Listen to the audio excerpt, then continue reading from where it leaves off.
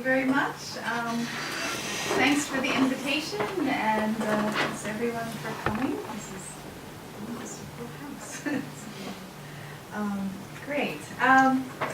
So today I'm going to talk about a paper that I wrote, which is currently in review in an anthropology journal called How. So I'm going to do something I'm not sure I've ever done before, and that is give a British style of paper where I actually have the whole paper here in front of me, although I'm not going to read it. I'm just going to use it as a guide and guide me through the presentation. So we'll see how it goes. There is a bit of anthropological theory, so I apologize to those of you who are not anthropologists, which might be most of you. But I'll try and break it down as simply as I can. But I think it's worth taking a look at some of the theory because it does kind of help show how, at least from an anthropological perspective, that we really can say that smoking in a Rastafari context is a form of human-plant communication. At least that's sort of my argument. So we'll do some theory.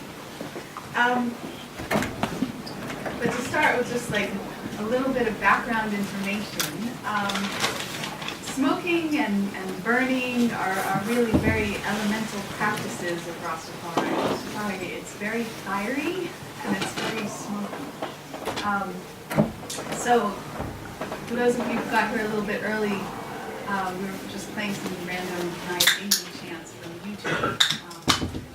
And the Nyabingi order of Rastafari,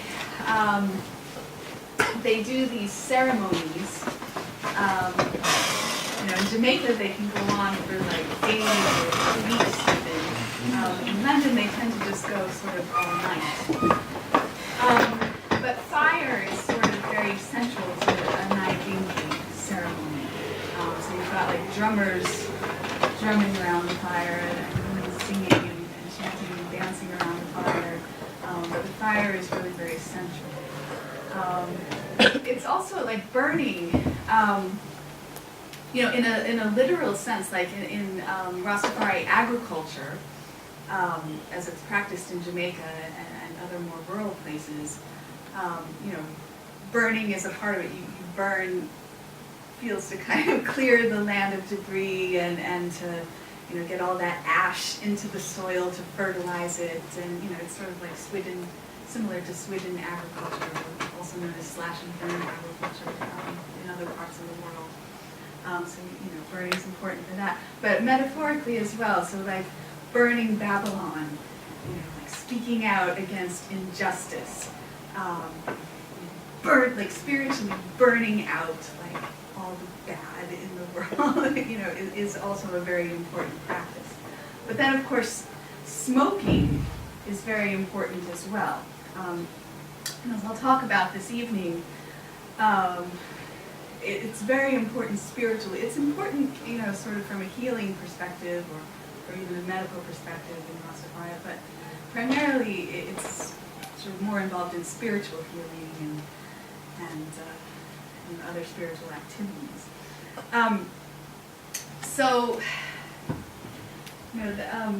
That photo down the right-hand corner, that's a chalice.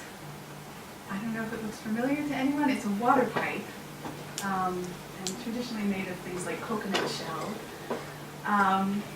And this is, the chalice is mainly used in ceremonial contexts. So you would fill the kachi with herbs, which scientists and academics call cannabis, but in Rastafari it's herbs. And sometimes you might also fill it with some tobacco as well. And this chalice is usually smoked in groups, and it might be smoked at Nyabingi ceremonies or other gatherings. But a lot of Rastafari people also smoke spliffs as well, and again, these spliffs are often a combination of herbs and tobacco, and I'm going to be talking a lot about this combination of herbs and tobacco as we go along. And so smoking it's important in meditation. As I said, it's also important in healing. Okay. Just a little bit of background. How many of you are familiar with Rastafari? Okay, so some people and some people maybe don't really know much or anything about it. Okay. So just a little bit of background before we get into it, just to refresh your memories a little bit. Maybe this will be new, but Rastafari, it's really like at its heart, it's a black power movement. It's a response to colonialism in Jamaica and elsewhere in the African diaspora. But it's a political movement as well. Sort of at its center are demands for repatriation back to Africa and other reparations for the slave trade. But it's also a spiritual movement. So Rastafari, it's not really a religion, even though it often gets classified by anthropologists and other scholars as a religion. It's not really a religion. I think the best way to describe it really is it's a non-secular science. And I'm seeing some confused looks, like a non-secular science, but I think, I've kind of been thinking about this for a long time, like how would I characterize it if I'm not going to call it a religion? But I think I would call it a non-secular science. Because, well, I'll get into that. I don't want to get ahead of myself. So there's also this ecological ethic that underpins it. So I don't know, have any of you heard of ITAL? Like ITAL? Okay, so an ITAL diet, it's like an Afrocentric vegan diet. So if you're really, that's not to say that all Rastafari eat ITAL, they're not all ITALists. But if you're hardcore and if you want to eat ITAL, it's vegan, but it's more drawing like ITAL recipes. They draw more on like traditional staple foods from the Caribbean and also from Africa, so a little bit less Eurocentric vegan. And so, you can eat ITAL. The system of agriculture, is also ITAL. Ideally also ITAL, which means, you're not adding. ITAL means, it refers to, purity. Hence, the vegan diet, so it's not adulterated with animal products. And the agriculture, similarly, it's not adulterated with, chemical fertilizers, herbicides and things like that. It's similar to organic and biodynamic farming methods. So smoking, smoking's not quite as common as eating, but it's pretty widespread in Rastafari. And so when you smoke ITAL, that refers to just smoking herbs. And so again, the ideal diet is ITAL, the ideal smoking would be ITAL as well, but in practice, some Rastafari eat fish, even some of them might eat chicken. I've never met one that eats pork, so there's definitely a long drawn there. And a lot of smokers might smoke tobacco along with their herbs as well. Okay, so just kind of keep that in the back of your mind. So as I said, in this paper, it's using anthropological theory to basically argue that smoking is a form of communication. And, what I'm going to try and convince you of is that, in a Rastafari context, herbs, it provides wisdom, it provides insight. For some people, it might even kind of, should we say this, enhance intuitive powers or powers of intuition. So maybe being able to figure out what other people are thinking. So that's what the herb offers. Tobacco, now, initially when I started working with Rastafari, and I was involved with this Nyabingi high priest called Bingi Kongo Naya, and we wrote, co-authored with some other colleagues a chapter in the first Breaking Convention book about smoking herbs, and we're talking about how yes, you need to smoke ITEL, and isn't that great, and that's the way to do it. But then, I realized that Bingi Kongo Naya smokes tobacco. All of the co-authors on that, except for me, on that paper smoked tobacco, and a lot of people smoke it. And initially, I thought, oh well, is this just because of cannabis prohibition? We're in the UK. It's kind of hard to find decent herb, and it's very expensive if you do find it. And so maybe people are smoking this tobacco because it stretches the herbs a little bit. And for some people, I think that is the case. But what I found, sort of interrogating it a little bit more deeply, is that actually tobacco is spiritually important as well. And it's not necessarily just filler or a way to stretch the herbs. It plays a role, and in particular, as I'll explain, it plays a role of sort of helping people to put ideas into action. So, from my perspective as an anthropologist, smoking a Rastafari spliff, it really encapsulates some of the most intriguing anthropological questions about animism, animacy, agency, and plant thinking. So I'm going to talk a little bit more about some of those ideas now. Okay. So, animism. Are you guys familiar with animism? What is it? Does anyone explain what it is in like a sentence? It's on the slide. Oh, okay.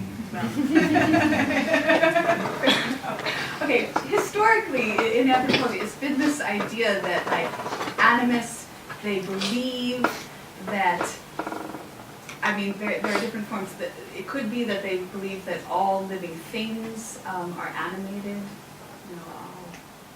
It's not just people who have souls and spirits, but plants and animals do as well. Some animists, would include like rocks and streams in that, and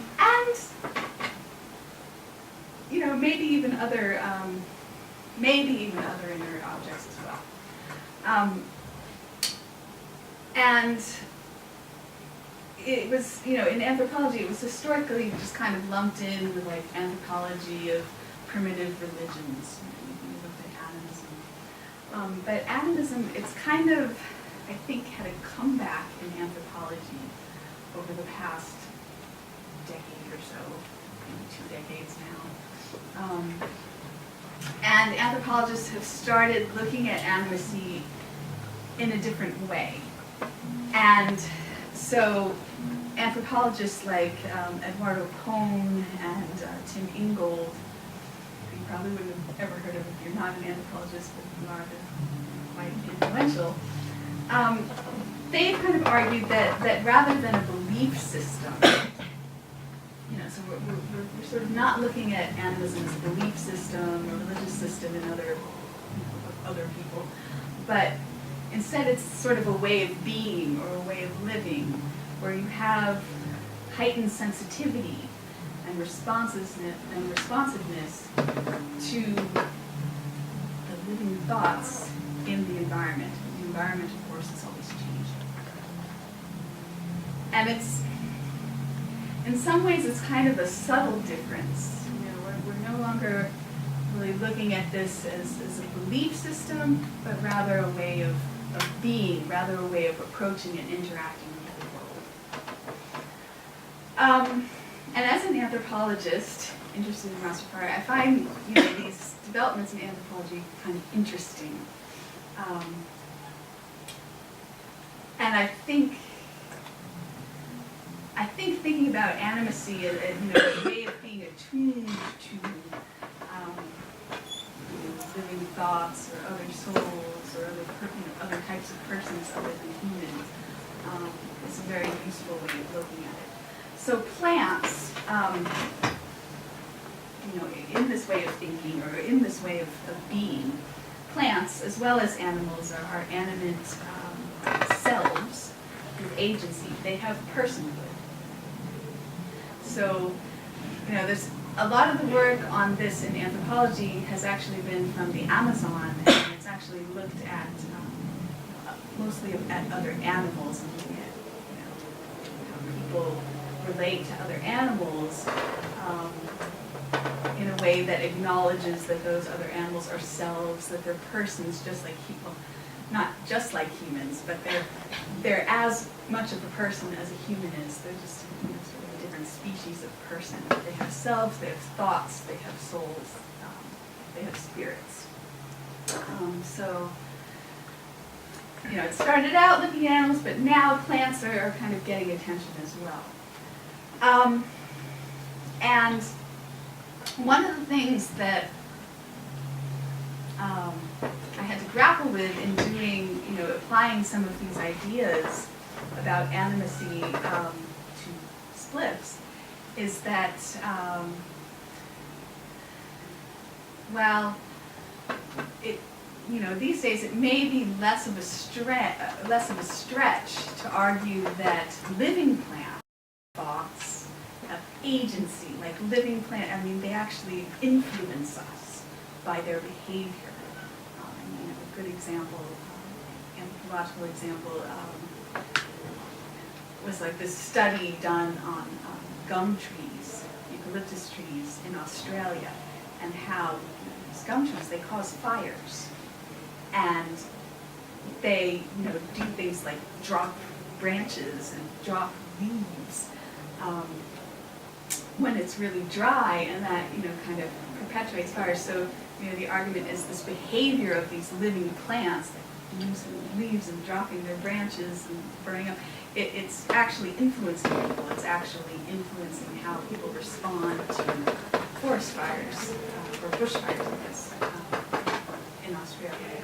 So, you know, living plant, and also living plants as well. There've, you know, been all these experiments, like, you know, play your plants music, and they, you know, react in different ways, and some of you know, may have seen some of this.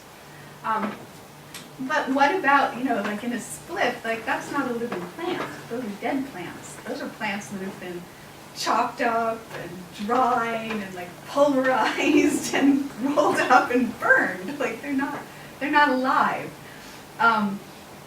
And so, you know, I can't just draw on the sort of conventional theories about animacy when we're talking about dead matter. But what I would argue, based on my research, is that, you know, at least in this context, what a spliff is actually doing is actually preserving the agency of the living plants, even though they've been cut and dried and cured and ground up and rolled up and burned. There's something, you know, their agency still exists, and there's still communication that goes on between this plant matter, this dead plant matter, and people. People smoke them. Okay, I think that's enough theory.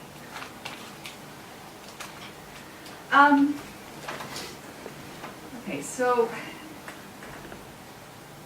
before I move on a little bit with the argument, I wanted to just give you a little bit more background, a bit of the ontological and historical context. So has anyone come across this word ontology or ontological? Okay, so a few, okay, the anthropology students,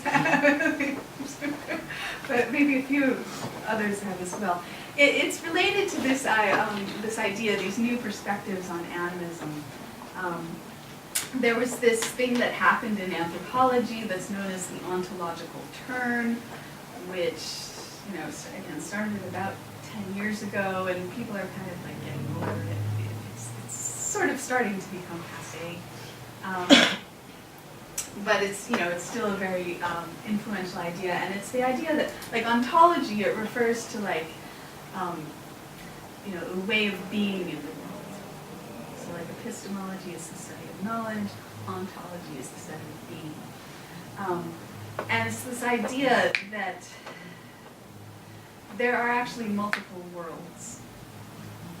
So, historically, the anthropological perspective was there's one world, one nature, and many different cultures that are all interpreting this one world that we're all living in. But with the ontological turn, it kind of flips that backwards, so that there's actually just one culture of human beings, but there are multiple natures. So that, when you are living beyond, ontologically speaking, Jamaican, Rastafari, that ontology is different than, from mine. It's an American religion, England. And that, with anthropological training and using ethnography, we can kind of, the anthropologist kind of tries to bridge these ontological divides. And kind of, not just seeing things from another person's perspective, but actually trying to, like, live them, if that makes any sense. So, ontologically, Rastafari, it draws a lot from Africa. Like I said, it's a Black Power movement. It's, repatriation is a big theme, a big aspiration. So there's a lot of African and particularly West African influence. There's also a lot of East African influence, which I will get to. But, talking about Jamaica, where Rastafari came from, I just want to say a little something about West African ontology. And so this is like an animist perspective. I don't have time to do much more than, like, make some sweeping generalizations right now, but which I apologize for. But there are sort of like Africa, mostly continent-wide themes, if you will. Ideas that plants and animals have spirits. They have agency. They make decisions. They, you can approach living plants and animals. Here. So there is that idea. There's also a lot of, like in West African traditions, there's a lot of spirit possession. So in healing, different healing practices, spirit possession is quite important. And this is true of a lot of Jamaican religious movements. And Rastafari, it shares some of these ideas. Particularly, it shares, like, the ontological perspective that there's no difference between spirit and matter. That spirit and matter are the same thing. Like the body, for example, is spirit in its densest form.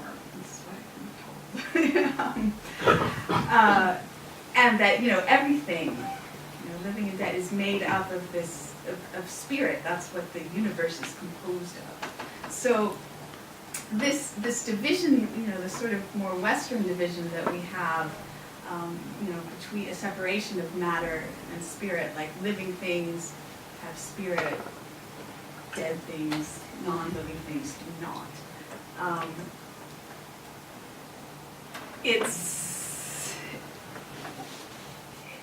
It's very different, from these more African perspectives where there isn't that division. So everything is infused with spirit. Like, in fact, spirit and matter were never divided. So Rastafari, it shares this with West African ontologies and other Jamaican spiritual movements, but it's different in other respects. So, you know, in a lot of African and African diaspora traditions, there might be like animal sacrifice. In Rastafari, no. It's, you know, again, it's vegan. They don't do animal sacrifice. So it has that difference. And it differs in other ways too that are kind of related to sort of the tobacco and cannabis. So tobacco, I mean, it's, well, there are many species of tobacco. Most of them are indigenous to South America. Some of them are indigenous to the West Indies. You know, tobacco in Jamaica, you know, this is a very, very long history. You know, it goes back before Europeans got involved. You know, there's tobacco there. When Europeans did get involved, you know, among other things, they created tobacco plantations. And there were tobacco plantations throughout the West Indies. You know, we tend to hear more about sugar, you know, cane, as really being these cane plantations, but there were tobacco plantations as well. So tobacco has kind of a contentious history because it is wrapped up with slavery. Cannabis is interesting. It's most likely has an old world origin, so it most likely in Central Asia somewhere, and it's so old that nobody really knows. It seems to have come to the New World with colonization, and it's been theorized that it was actually hemp, like Europeans brought hemp into the colonies, and that some of this hemp, because the climate was different, some of this hemp kind of escaped, if you will, and kind of evolved or was selectively bred to, you know, be less fibrous and have more psychoactive content. So, you know, some people think that cannabis came to Jamaica with African slaves. It's possible that it did. There was certainly cannabis in Africa going back that far. And the earliest cannabis, good archaeological evidence goes back to like at least the 13th century. So it could have come from Africa. Other people argue that it came from India with indentured servants, so that it came a little bit later into Jamaica after slavery. There's not a lot of documentation that it was used by slaves. The earliest documentation starts coming in with the indentured servants, so it starts popping up as herbals, whereas before that date it wasn't really written about. Now that doesn't mean people didn't use it, but it just means there's no record of it. So anyway, Jamaica is, you know, it's this very sort of multicultural, diverse place. You've got, you know, slaves, you've got indigenous Americans, you've got European slave masters and colonists, you've got Indian indentured servants, you know, you've got people from all over, coming together on this little island. This slide here, these are just, you know, sort of some images that I put together. They kind of illustrate what Rastafari is and how it draws on all these different, you know, sort of cultural influences. So at the center, of course, is His Majesty, Haile Selassie, who is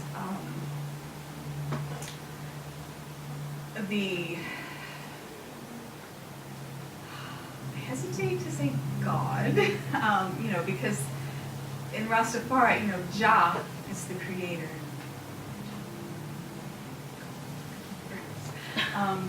And, you know, Haile Selassie, he's an incarnation of Jah. So he is Jah, I mean, but we're all Jah. But he is arguably in Rastafari the most important incarnation of Jah. He was the emperor of Ethiopia.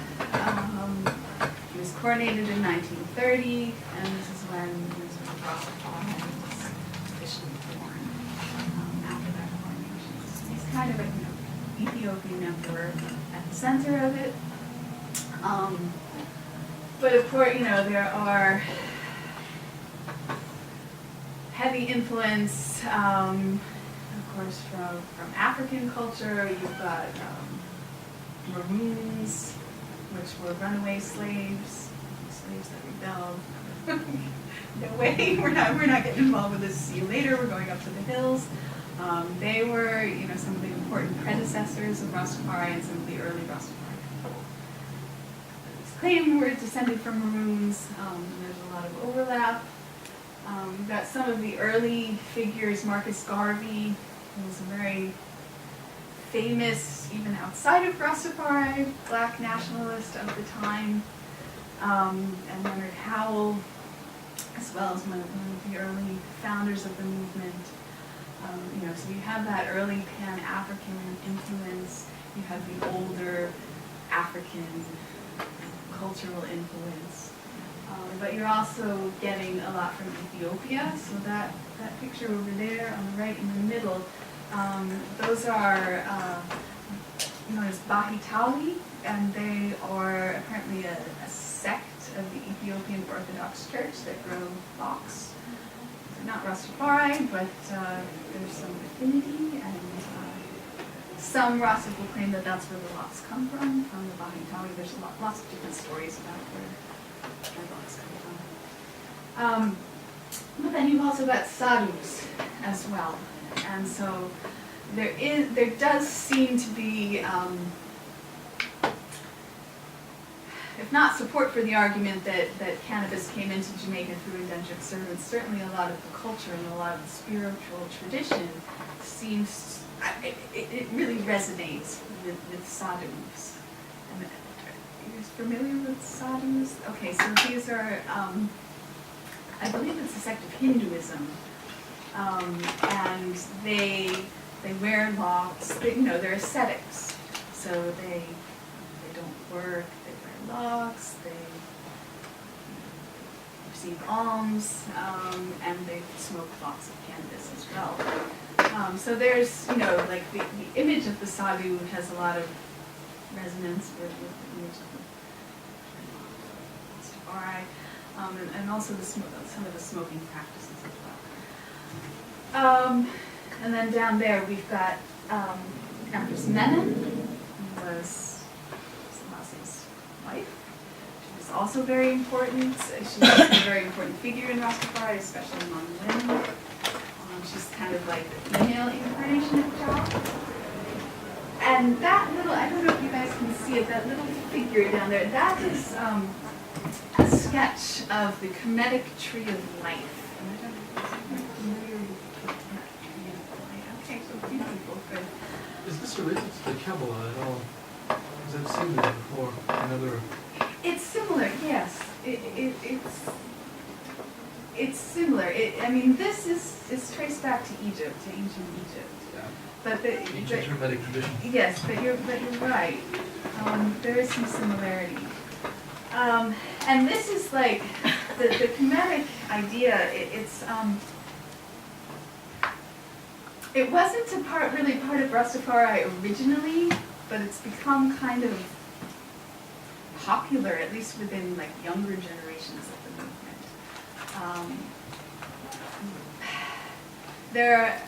There's a lot of interest among Pan-African groups just in general, not just Rastafari, but a lot of Pan-African groups in general in Kemetic spirituality, ancient Egyptian spirituality. And this has kind of trickled into Rastafari, and it's become fairly influential, at least in some subgroups. I'll say a little bit more about it. So Rastafari, it's really, has a lot of cultural influences from all over the world. It's kind of important to keep in mind. This history. Okay, I'm going to move on.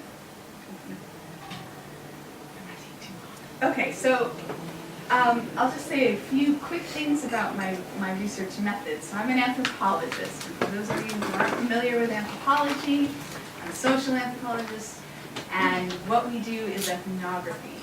So with ethnography, well, when anthropologists do it, at least, it involves spending time with people, living with people for extended periods of time. So there's participant observation, which is very important. So that means that you don't just kind of like observe an Ayabingi ceremony and make your notes, but you would actually participate. And, dance, women dance, drum, and actually kind of take part. So you do your research as you're taking part. Because that's ethnography in a nutshell. So the work that I've done here in the UK, and the work that this paper draws on took place between 2012 and 2014. And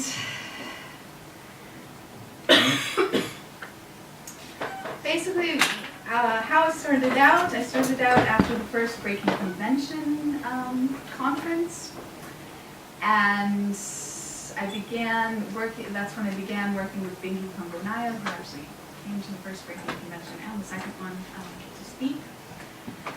And he started mentoring me about Rastafari history and theology and culture. And we talked a lot about smoking, among other things. And as I said, we wrote that paper together with some colleagues.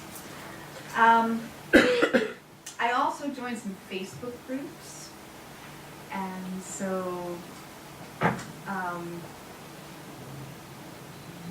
it was around that time I joined these groups. I've kind of been keeping an eye on these discussion boards, various discussion boards. So that's one, other sort of source of information. But the main bulk of the information actually comes from reasonings.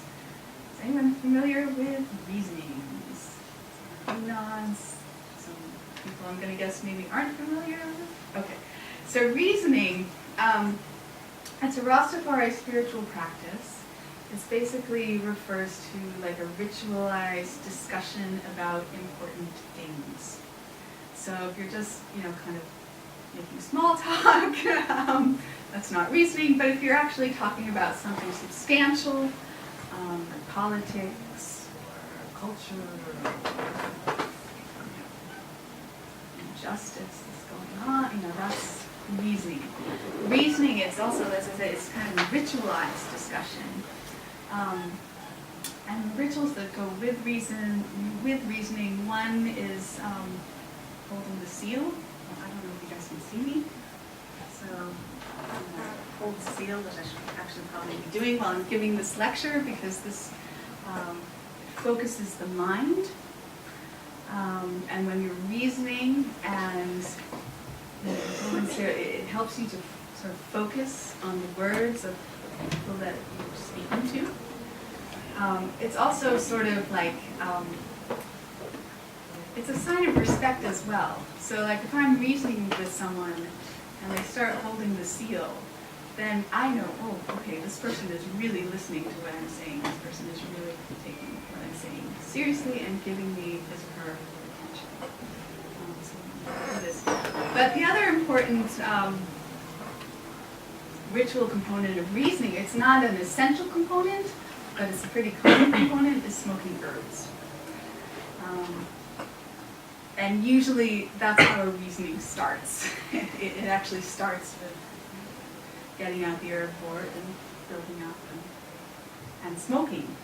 And what the smoking does is it's actually quite important, because when you're smoking and you're reasoning, the smoking helps you, along with holding the seal, it helps you to kind of take a step back and stay calm and not to take things personally. Because remember, reasoning is talking about important stuff, so it can get contentious sometimes. And so you smoke, in part to help focus the mind, but also to help you kind of maintain a somewhat slightly detached state, so you don't take personal offense to disagreements. So reasoning, like I said, I found it probably to be the most effective. I mean, I learned some stuff from Facebook, and I learned some stuff from the more formal interviews that I did. But mostly it was from these reasonings. And so the reasonings that I had, between 2012 and 2014, I went to a lot of Rastafari events. Some of them were in Bath at Fairfield House, which is up there, and that's the prayer room inside Fairfield House.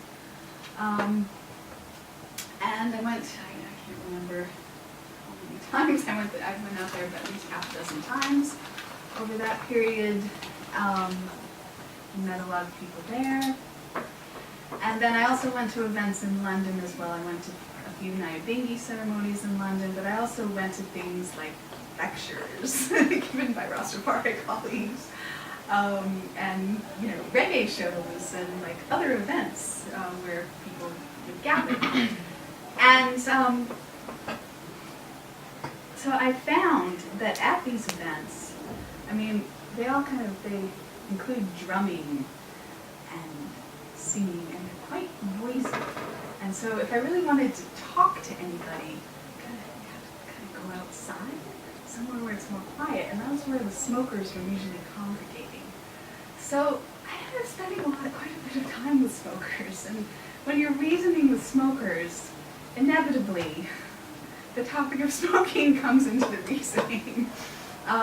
So this is how I got a lot of the information that goes into this paper, and I just realized I've spent way too much time on background information, so I'm going to speed up a little bit. Go to my findings. Okay, so the first important thing that I found out was this idea that smoking is a professional thing.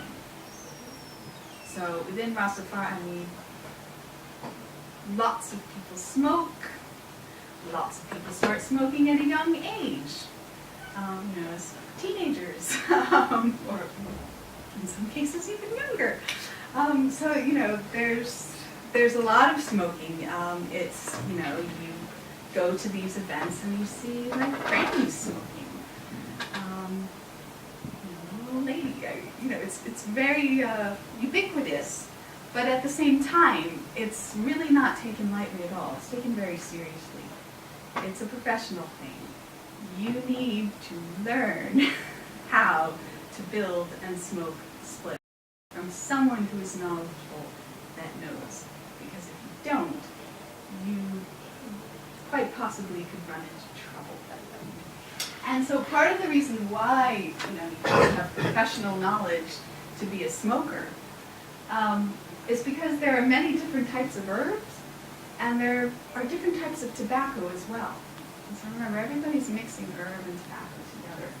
So up in the middle there, that's it's not a very good picture. I apologize. I didn't take any of these pictures, by the way.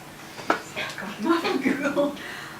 It's not a very good thing, but that's Jamaican high grade. It's known as high grade. Sometimes known as high grade Mersh. Mersh stands for commercial, so that's kind of like standard like brick weed. And high grade Mersh is a little bit nicer. It has fewer seeds. Maybe it's a little more potent. Maybe it was cured a little bit better. A little bit stronger. Then there's Cess, which is like the good stuff, like the top of the line.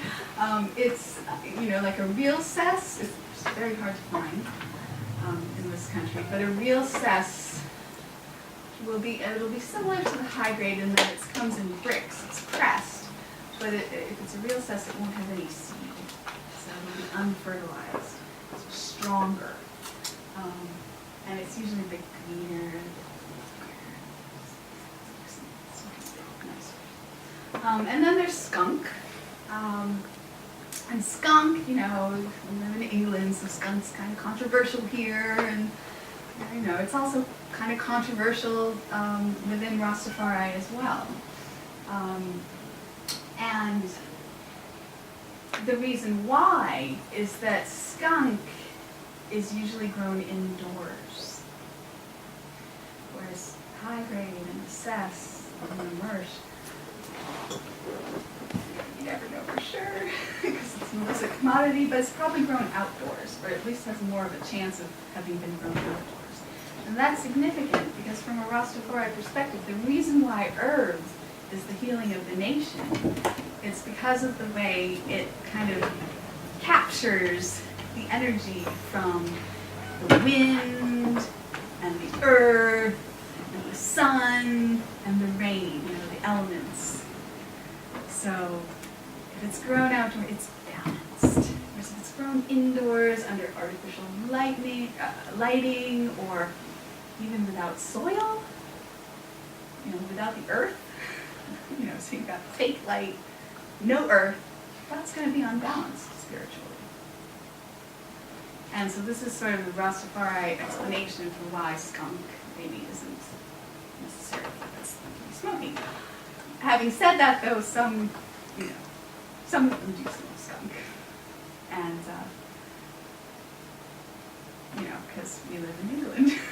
And there are various restrictions on Rastafari living.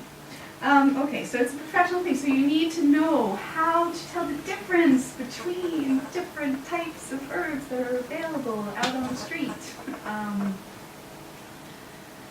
in this country. You also need to know, because you're going to build your skills with tobacco, you need to know about tobacco as well. And tobacco isn't just tobacco, just like there are different grades and qualities of herbs, there are different grades and qualities of tobacco. So, the ideal tobacco, this is sometimes called donkey rope. It looks like rope. It's tobacco leaves that have been dried. I don't know how they do it, pressed together, so it kind of resembles rope. So this is natural tobacco. And, if you're going to smoke tobacco, you want to smoke natural tobacco. Okay, but we live in England, you don't see donkey rope. I mean, I've never seen donkey rope. I don't know anyone, You might get a little bit of natural tobacco that's coming through and sent in a care package over here, big enough. So, you might get natural tobacco, like American Spirit or something like that would be the next best thing. But of course that's expensive, right? So then you're stuck with cigarettes. And even though it's not ideal, and it's definitely not ITEL, sometimes people will even take cigarettes and break open their cigarettes and build a split with it.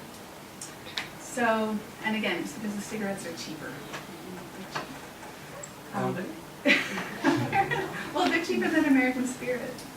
I mean, we're talking Mayfairs and Super King and all the really, really cheap cigarettes. So you buy a 10-pack of cigarette, and then you chip it.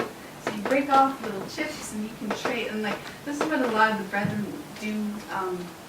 I got on the street I went to these events, but I've also done a lot of just participant observation and reasoning just on the street in Brixton.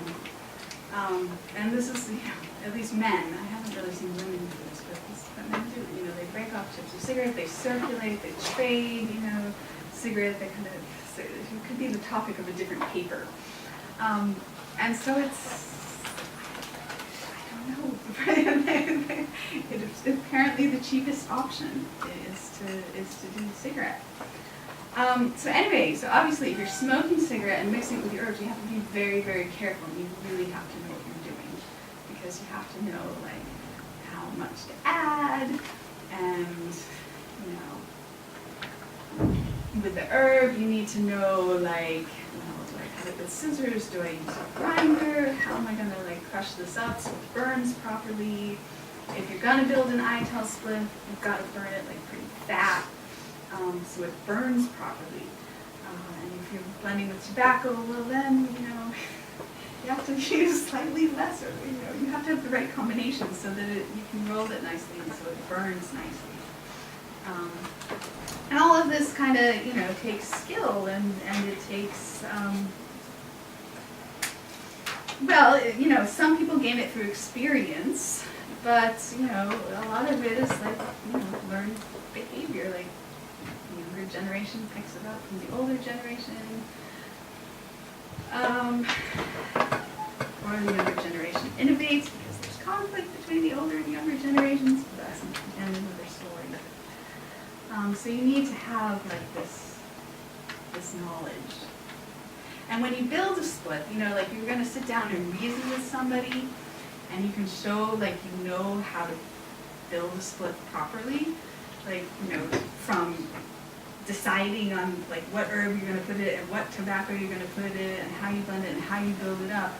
It shows like a certain, let's just say a certain level of familiarity with the culture. It's a very sort of important practice. But, having said that, building spliffs is one thing. What's really important is smoking them. And this is where it gets more interesting. So, to have a healthy relationship with tobacco and herbs, Rastafari smokers, they need to learn to minimize the risks of smoking. So the risks that are identified include madness, addiction, and respiratory disease. So there's, in the Caribbean, it's very polarized. Like, yes, it's very popular, certainly among Rastafari, but among a lot of other people as well. A lot of people in the West Indies, particularly Jamaica, smoke herbs, but a lot of people don't, and a lot of people disapprove of it. So it's not like accepted across the board. And part of the reason why people disapprove of it is because there's this fear of like reefer madness. And people, it's just like here, people who don't smoke have some funny ideas about what smoking is like and what goes on in the lives of smokers. And it's the same in Jamaica. So there's this sort of folk like concern about reefer madness. Having said that, in the internet age, in the Facebook age, there's also a lot of sort of counter knowledge. So like on these Facebook groups, and some of the groups I'm on are specifically about Rastafari, and some of them are about cannabis in particular and Rastafari, and then some of them are other topics. But a lot of these groups, there's a lot of information, like studies that have shown that actually cannabis seems to have anti-cancer properties. That gets put up on Facebook, that gets circulated in these groups. So the people who are on Facebook, they have access to some of this research, and certainly, even if they don't read the original articles, they have access to these ideas, the latest findings in cannabis research. So people are actually starting to wonder, well, maybe cannabis does, it doesn't agree with everybody. Some people don't have a head for it. Some people really can't smoke it. But, maybe it's because they're mixing it with too much tobacco. The people are starting to really question this idea about reefer madness, but it's still kind of there in the background. Addiction, people are worried about addiction, particularly with cigarettes, as you might imagine. There's a lot of discussion again on Facebook, but also face-to-face reasonings. It's come up as well about how the cigarette company put stuff in the cigarettes to make them more addictive, and some people claim, oh, they add sugar in it and that's what makes it addictive, and other people say no, they add chemicals in it and that's what makes it addictive, and then other people argue that actually it's the warning labels on the cigarettes and the tobacco products themselves that cause addiction, because when you're smoking herbs, one of the effects is it puts the mind in a suggestible state. It's a widely recognized effect come across it in Rastafari and also outside of Rastafari as well. It puts you in a suggestible state. It opens up your mind. It makes you open-minded. So when you're sitting there and you're building up and you're smoking and you've got this like smoking kills, staring you right at the face, and you put yourself in this suggestible frame of mind because you just, smoked some herb, it's going to kill you. It's mind over matter. It's going, it's going to kill you. It's going to cause addiction because we keep seeing the, I don't know if that's true or not, but this is what people told me. So, so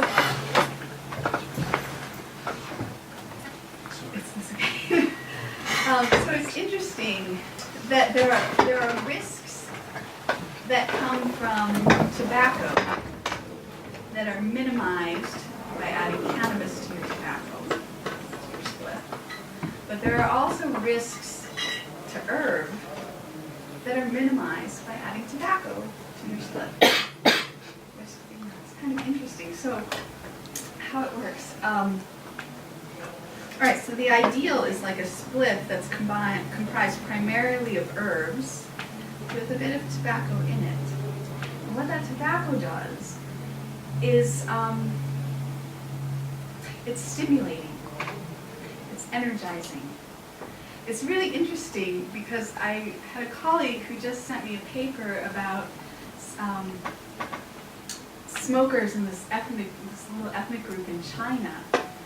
Like these old men who were like smoked like their old traditional natural tobacco, and now these cigarettes are coming in. He sent me this paper, and it was reporting the same thing, that these old men were saying, oh yeah, it gives us energy. We smoke tobacco because it's stimulating, that provides energy. So in Rastafari, I mean, have you guys heard the word Irie? It's Irie. Okay, so Irie, it's like, it's derived from all right, and when you're Irie, it's like everything's all right. You're in this state where you're at peace with everything. Everything's Irie, everything's perfect. At this moment, it's just how Jai, wanted it to be, and it's great. And so, smoking a lot of herbs makes you feel Irie, which is great, but it can be problematic as well.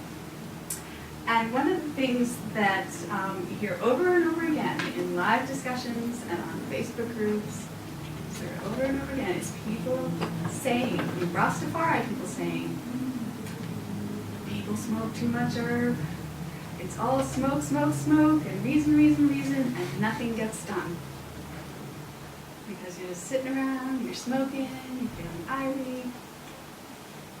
Yeah, there's this horrible world's collapsing around outside us. All these injustices are going on around, but hey, we smoke. So, to counteract that, from getting too Irie, that's where the tobacco comes in.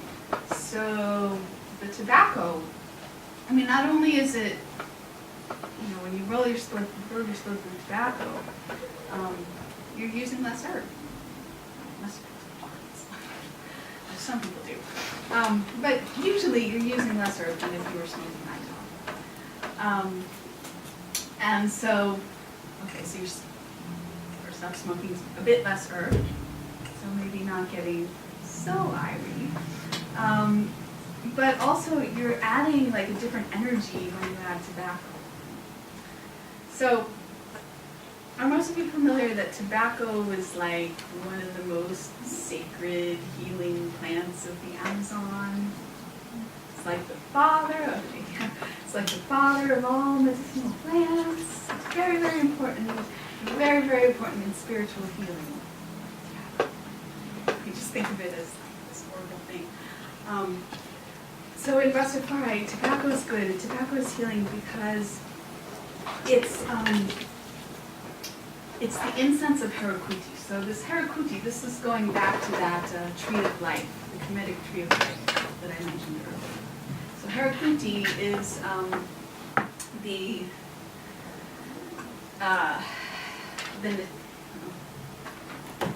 don't know how to explain without going into full explanation. It's the aspect of consciousness that's like the fiery aspect. It's like the fighter, the soldier. Herakuti. Herakuti, get things done, find justice. Tuesday is the day of Herakuti. So, supposedly, according to the Kemetic tree of life, on Tuesday you're supposed to like really be on top of your game and like, get stuff done. It's a good thing for doing like business deals and et cetera, et cetera. So Herakuti It's the day of Mars. is the day of Mars. Yeah. So, there you go. So Herakuti, the incense of Herakuti is tobacco. And it's interesting. I didn't mention gender. I'll mention it real quick, and then I'm going to this a bit longer than I mentioned. So cannabis is female.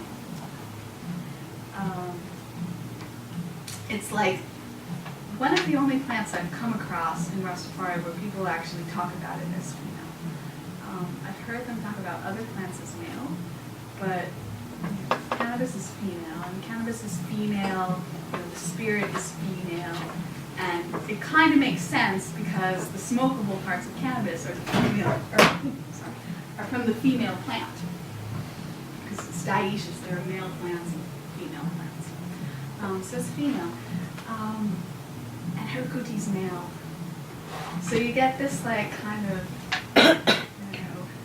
nurturing, everything's all right, kind of female essence. Really good ideas come from herbs, inspires thoughts and ideas, but can make you a little bit too irie. So then you get Herakuti, a little hot male energy combined, and then you have like, this balance with this like perfect balance mixture of these different energies. So you get these great ideas, these great insights, and then a little bit of power to fuel, put them into action. Okay. I'm going to just kind of skip through a few things and start wrapping it up. All right, so back to communication. So, human-plant communication. Well, like I said at the beginning, there's a lot of ethnographic work about how humans communicate with live plants. In the Amazon, you have to sing to certain medicinal plants before you harvest them. So you communicate with the plant by singing to it. But what does the plant say back to us? I mentioned like the eucalyptus and the fire and how it kind of organizes and influences human behavior. But is that really communication? I don't know. So when you start getting into, not looking at living plants, but instead looking at dead plants as dead matter, then you start opening up channels of communication. So over here I have a few pictures of ayahuasca. So ayahuasca, as I'm guessing, probably a lot of you here are familiar with ayahuasca, I think. So ayahuasca, it's a bunch of different plants, but they've been chopped down and boiled. It's dead. But you drink it and you talk to the spirit of the plant, or the plants. So how is this happening? What I think is going on is that, in ayahuasca, similar to smoking a spliff, you've got dead matter, but it's dead matter that still has a message encoded in it. And that message is, sort of the chemical components of the plants.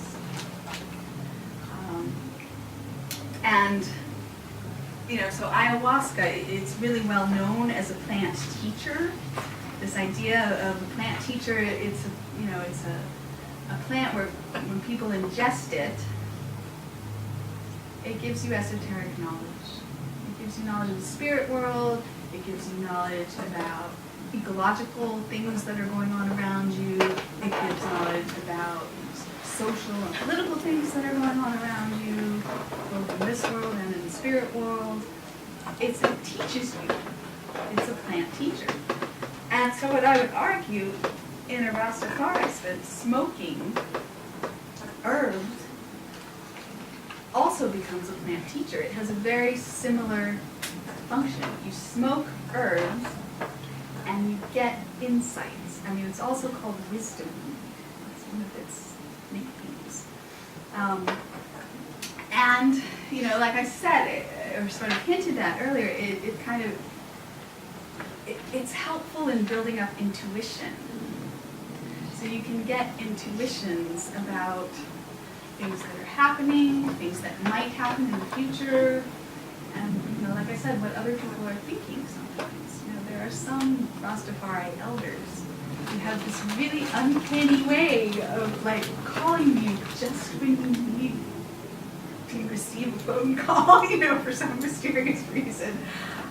Or, you know, just sort of turning up at, like, unexpected but really fortuitous times. And, you know, sort of, you know, some of the elders, and even some who are not so elder, you know, it's a little bit slightly eerie, some of them, speaking to them, because of the insights that they have. And, you know, they can kind of, like, take a look at you and kind of suss you out, like, really effectively, some of them.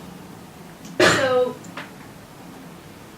you know, just to kind of wrap up and conclude, what I think is going on is when you smoke, it's kind of like an almost immediate communicative exchange. So it differs from ayahuasca in that way. You know, so ayahuasca, you drink it, it takes a little while to set in, and you kind of, you know, when it does set in, it's going to be really powerful, and so with ayahuasca, you kind of want to have a sacred space to do it in, and, you know, kind of not have any work obligations or family obligations while you're, you know, doing a ceremony, you know, or whatnot. And it's sort of more of an investment, whereas smoking, you know, a professional Rastafari smoker can pretty much smoke continuously throughout the day and still get on with whatever task needs to be done. As long as he or she doesn't get sucked into a really, really interesting reasoning that then eats up, you know, a couple hours can be lost that way. So that is a risk, but, you know, I know many people, you know, men and women, who can smoke right throughout the day and still, you know, carry on with work and family and, you know, whatever it is that needs to be done. So smoking becomes sort of a way of engaging with a plant teacher, like almost constantly for some people, and certainly more frequently than most of us would probably engage in a communicative relationship with ayahuasca. So it's different in that way. So I would argue it's plant. I didn't really talk about it as an entheogen, but you know, again, you smoke, you kind of want to embody the divine qualities of Haile Selassie and Empress Mary. That's one of the things you're striving for. So it is entheogenic in that sense. And it, you know, I would argue that the insight, you know, based on the insights that it provides people, it's a plant teacher as much as ayahuasca. I think smoking is a very efficient way of linking people and plants into a communicative relationship, because as I just said, you can smoke throughout the day if you care to, if you are experienced enough. And then just, you know, as a sort of a final point, so if smoking is communication between people and herbs, well, what is it the herbs are trying to tell us? And to, you know, to basically sum up, I think what they're trying to tell us, and certainly, you know, Bingi Conical and I would agree that, you know, we really, you know, Rastafari and you know, allies, really need to kind of speak up for the herbs, and because herbs can only speak through us. Plants, they can't actually speak. They can communicate with us, but they can't actually talk. They can't actually speak. They communicate through smokers, people who smoke. And I would argue that Rastafari in particular is in a really good position to be sort of the leaders on cannabis decriminalization, or even legalization in different parts of the world. They're certainly going to do better than governments who give more the medical advice, let alone the spiritual advice. And they're definitely going to be better than the corporations who have this track record of taking these spiritual plants and turning them into public health problems. That's what I have to say. I hope it made sense. I hope I didn't babble too much or